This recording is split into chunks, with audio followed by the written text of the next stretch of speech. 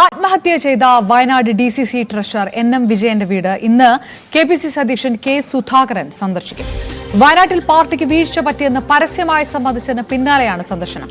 അതേസമയം കേസിൽ ആത്മഹത്യാ പ്രേരണ കേസിൽ കോൺഗ്രസ് നേതാക്കളെ ചോദ്യം ചെയ്യൽ തുടരുകയാണ്. MS അനീഷ് കുമാർ ചേരുന്നു. അനീഷ്,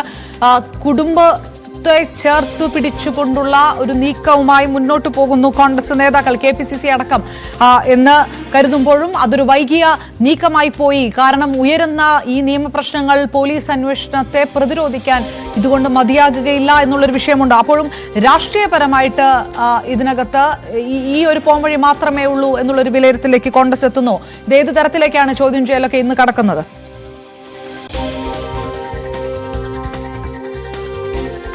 തീർച്ചയായും അങ്ങനൊരു വിലയിരുത്തൽ തന്നെയാണ് കോൺഗ്രസ് ഉള്ളത്. കാരണം ആദ്യഘട്ടത്തിൽ NM വിജയൻ മരിച്ചതിന് തൊട്ടു പിന്നാലെ വിമർശനങ്ങൾ ഉയർന്നപ്പോൾ പാർട്ടി പൂർണ്ണമായും നേതാക്കളെ പ്രതിരോധിക്കുന്ന ഒരു രീതിയിലേക്ക് തന്നെയായിരുന്നു കാര്യങ്ങൾ നീക്കിയത്.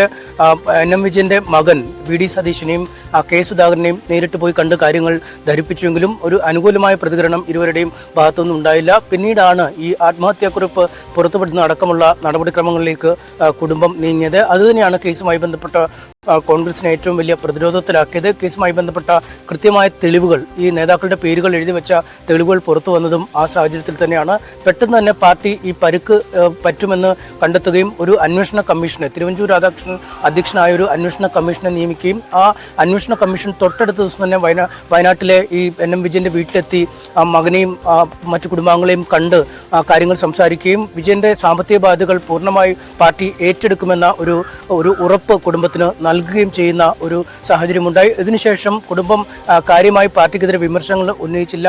പിന്നീട് VD സതീശൻ പ്രതിപക്ഷ നേതാവും വയനാട്ടിലെത്തി കുടുംബത്തെ കണ്ട് ആശ്വസിപ്പിക്കുകയും പാർട്ടി തങ്ങൾക്കൊപ്പമാണ് എന്ന നിലപാട് അറിയിക്കുകയും ചെയ്തു. ഇതിനുശേഷമാണ് ഇപ്പോൾ K സുധാകരൻ എത്തുന്നത്. K സുധാകരന്റെ പ്രതികരണത്തിൽ തന്നെ പാർട്ടിക്ക് ഗുരുതരമായ പിഴവ് ജില്ലയിലെ കോൺഗ്രസ് നേതാക്കൾക്ക് ഇക്കാര്യത്തിൽ പറ്റിയെന്ന് സമ്മതിക്കുകയും ചെയ്തിരുന്നു. അതിന് പിന്നാലെയാണ് വരുന്നത്. എന്തായാലും പാർട്ടിയുടെ നിലപാട് ആവർത്തിക്കുകയും പാർട്ടി ഈ കുടുംബത്തോടൊപ്പമാണ് എന്ന നിലപാട് ഒന്നുകൂടി അരക്കിട്ടുറപ്പിക്കുന്നതിനുമായിരിക്കും സന്ദർശനമെന്നാണ് നമുക്ക് മനസ്സിലാക്കാൻ കഴിയുന്നത്. എന്തായാലും നിലവിൽ പാർട്ടിക്കെതിരെ ആദ്യഘട്ടത്തിൽ ഒഴിവാക്കിയാൽ പിന്നീട് രംഗത്ത് കുടുംബം എത്തിയിട്ടുമില്ല. ഒരു വശത്ത് ഇത്തരത്തിൽ കോൺഗ്രസിന്റെ നടപടിക്രമങ്ങൾ പുരോഗമിക്കുമ്പോൾ മറുവശത്ത് അന്വേഷണം ഏതാണ്ട് ഒരു നിർണായക ഘട്ടത്തിലേക്ക് കടക്കുകയാണ്.